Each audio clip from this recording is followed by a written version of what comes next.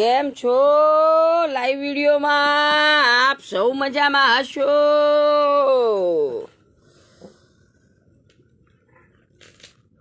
હવે મારો સવાલ સરકાર શ્રી નરેન્દ્ર મોદી સાહેબને તથા મહીસાગર જિલ્લાના ન્યૂઝ અધિકારીઓને તથા જનહિતને અને પોલીસ પ્રશાસનને છે. હવે નરેન્દ્ર મોદી સાહેબે તો જનહિત માટે ગૃહ મંત્રાલય ગૃહ વિભાગ ફાળવ્યો છે, બરાબર છે, પણ ગૃહ વિભાગમાં કોણ સાંભળે છે જનતાનું? કોના પેટનું પાણી હલે છે? અને ગૃહ વિભાગની અંદર જ્યારે અરજીઓ આપવા જઈએ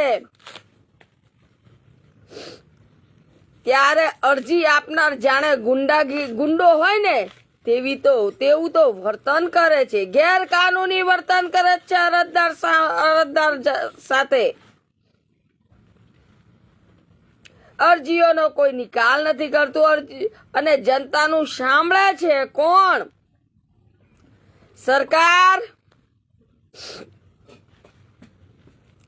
કે પછી ગૃહ વિભાગ કે નરેન્દ્ર મોદીના બનાયેલા નિયમો? કોની અંદર સચ્ચાઈ છે તો પહેલા બતાવો. જનતા તો પેલા કૂતરા બલાડા આવ્યા હોય ને અરજીઓ આપવા, તેવા તો વર્તન કરતા હોય અધિકારીઓ. તો હર્ષ સંઘવી સાહેબને હું કહું છું કે ફાકા ફોજદારી શું કામ કરો છો રાજ્યમાં? આ બધી ધતિંગની દુકાન બંધ કરો સાહેબ.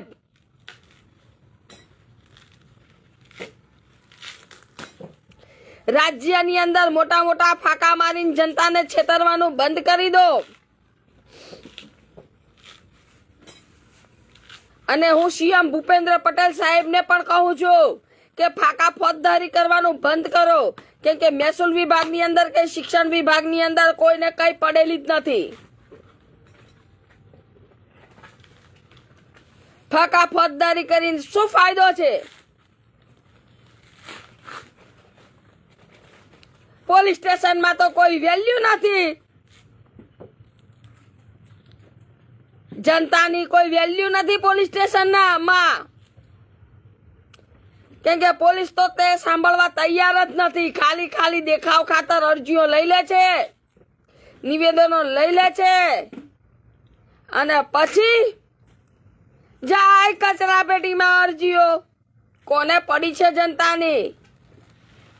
તો મોટા ફાકા મારવાનું બંધ કરો સાહેબ, મોટા ફાકા મારવાનું બંધ કરો. હવે આટલું કહીશું એટલે માનહાનિ. વાહ રે હર્ષ સંઘવી સાહેબ, વાહ.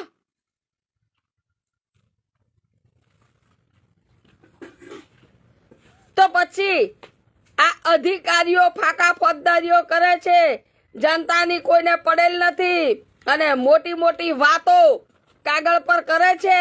આ બધી ખાલી કાગળ પર વાતો કરવાની બંધ કરો. હવે જનતા જાગૃત છે સાહેબ, હવે જનતા જાગૃત છે.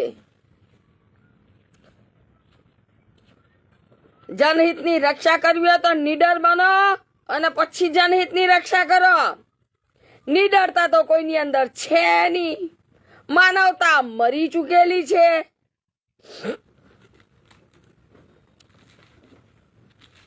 તો હું નરેન્દ્ર મોદીને કહું છું કે આ ગૃહ વિભાગ, આ મહેસૂલ વિભાગ, આ શિક્ષણ વિભાગ, આ ખેડૂત વિભાગ શું કામના છે? ખાલી એક ધતિંગ છે, કહેવાના અને કાગળના ને નામના છે. બંધ કરો આ બધું. હું તો એટલું જ કહું છું કે આ ચૂંટણી જ ના આવવી જોઈએ. કોઈ નેતા જીતે ના, કોઈ પ્રધાન બને ના અને આ બધી ઝંઝટ થાય ના. એની માં પાડે આપણે વોટ આપવાનો, આપણે જીતાડવાના, આપણે જ ગુલામીઓ કરવાની.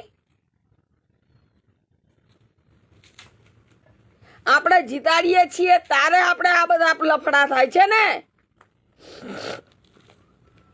કોઈ નેતા મંત્રી કે પ્રધાનને જીતાડીએ છીએ તો આ બધા લફડાને જનતાને ભોગવવાનું થાય છે. આ તો ખાલી ખાલી આવે, ખાલી ખાલી ફાકા ફોજદારી કરે, પછી એ જાય આવે વળતા પછી. તો મારો પ્રશ્ન એક જ છે મોદી સાહેબ,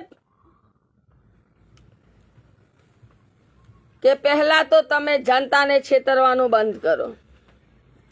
બીજા નંબરમાં તમે જે નિયમ રાખ્યા છે તેનું પાલન કરતા શીખાડો.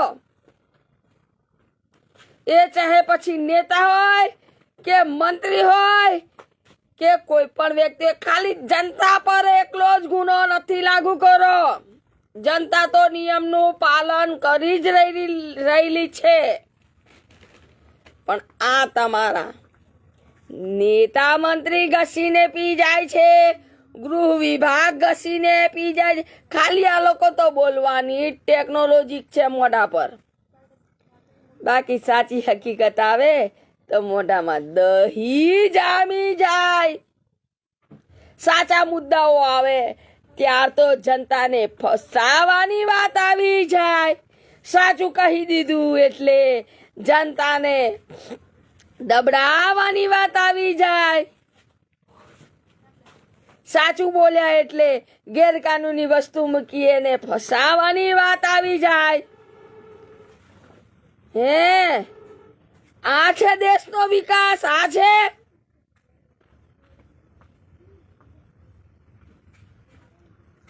એથી ના બને તો પછી હત્યા કરાવવાની વાત આવી જાય.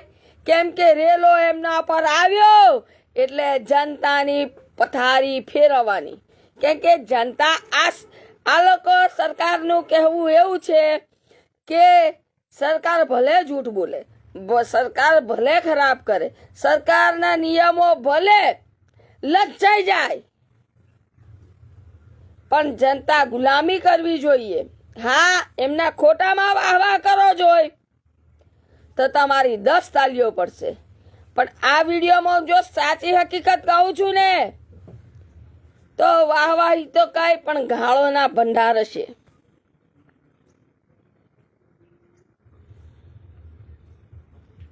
હવે મને કહો કે નિયમ કાયદો શું કામનો? મેં પૂછું છું સવાલ. અરે શરમ આવી જોઈએ આ અધિકારીઓને, શરમ. મહીસાગર જિલ્લાના અધિકારીઓને ડૂબી મરવું જોઈએ કે અરજીઓ આપતા અરજીઓનો નિકાલ ના કરે અધિકારી થઈને. તો હું પૂછું છું, આ મહીસાગર જિલ્લાના અધિકારીઓ કોના તલવા ચાટે છે? કોના દબાવથી આ કામ નથી કરતા? એ નીડર છે કે ભ્રષ્ટાચાર છે? હવે જનતા નક્કી કરે.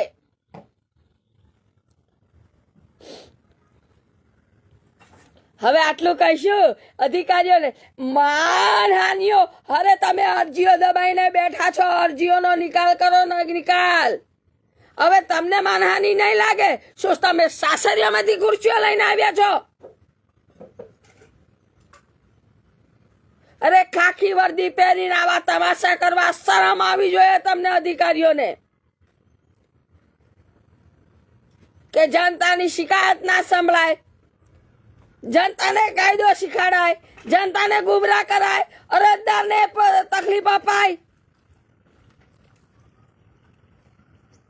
મને કઈ કરે કરાવે તેના જવાબદાર મહીસાગર જિલ્લાના ખાસ એસપી સાહેબ જવાબદાર રહેશે, અને મહીસાગર જિલ્લાના કલેક્ટર ખાસ, અને આ ફેકું ભાષણ આપવા વાળા હર્ષસંઘવી સાહેબ ખાસ જવાબદાર રહેશે.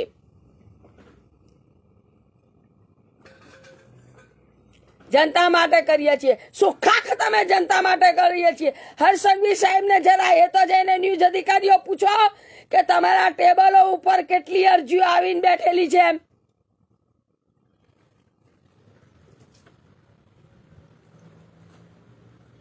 આરટીઆઈ માહિતી માંગેલી ભાટિયા પારુલબેન, બરોબર, મહીસાગર જિલ્લા લુણાવાડાની અરજીઓ. આરટીઆઈ માહિતીમાં તમે શું કર્યું એમ પૂછો જરા. કેમ ન્યૂઝ અધિકારીઓના મોઢે પણ દહીં જામી ગયું છે.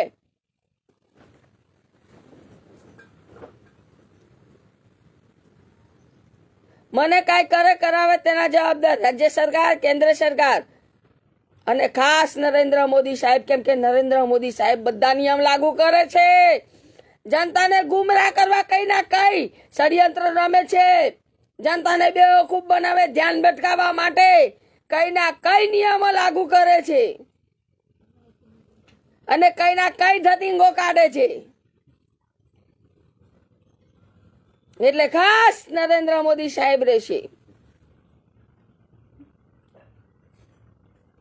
અને આ વિડીયો વધુમાં વધુ શેર કરી દરેક નાગરિક સુધી પહોંચે અને દરેક નાગરિક જાગૃત થાય. જય હિન્દ, જય ભારત.